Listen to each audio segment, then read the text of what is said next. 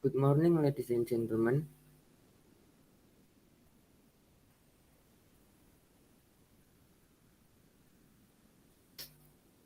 Good morning, ladies and gentlemen. Let me introduce myself. I'm Andreas Safilno Ramadi Pamada from Communication Major. As you all know, Communication Major is identical with public speaking.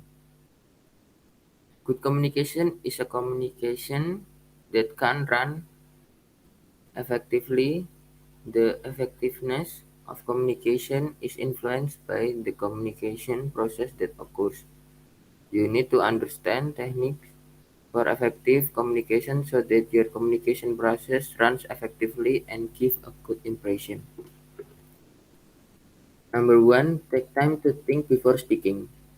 Saying the wrong thing, even at the right time, can seriously injure a person. Think, for example, of a doctor misspeaking an order for medication that turns out to be wrong and hurts her patient.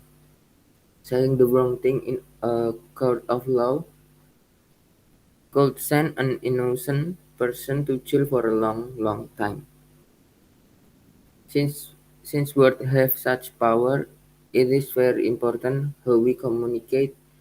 Therefore, take time to listen, be careful how you answer, and take time before speaking. Number two, be slow to speak and quick to listen. Take time to focus on what the other person is doing and saying. Most of us hear but do not really listen. We tend to focus our minds on what we are going to say or how we will answer, rather than focusing upon and understanding what the speaker is trying to communicate.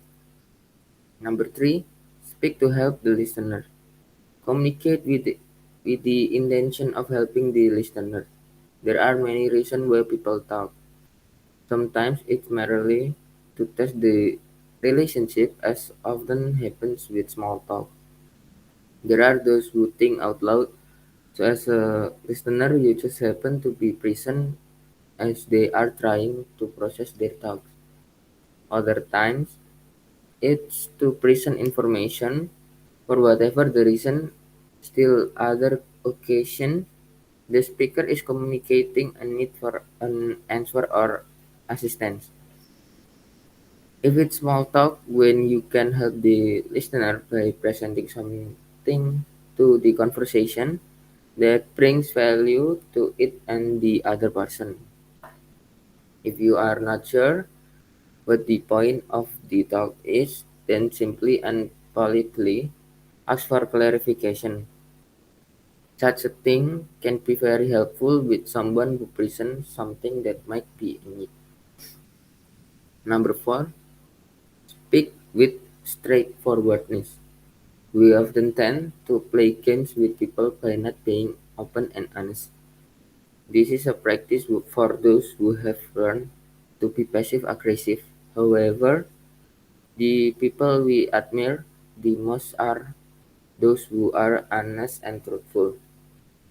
Men or women considered to be leaders or have charisma or are given high respect are those who can speak with candor. Speaking candidly does not mean speaking harshly, rudely, or in a way that can harm.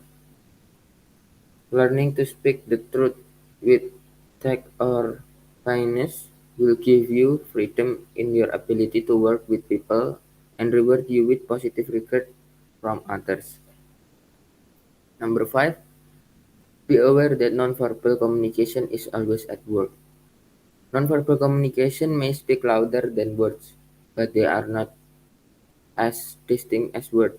Nonverbal communication includes body language and posture, facial expression, dress and clothing, behavior. In fact, all behavior is a communication. And last, let me quickly review the main points of my presentation. First, we need to identify some problem that will appear if we don't have any confidence in doing public speaking. Second, be slow to speak and quick to listen. Most of us hear but do not really listen. Third, be aware that nonverbal communication is always at work. Nonverbal communication may speak louder than words, but they are not as distinct as words. Well, if there's no question, I will close my presentation. Thanks for your attention and goodbye.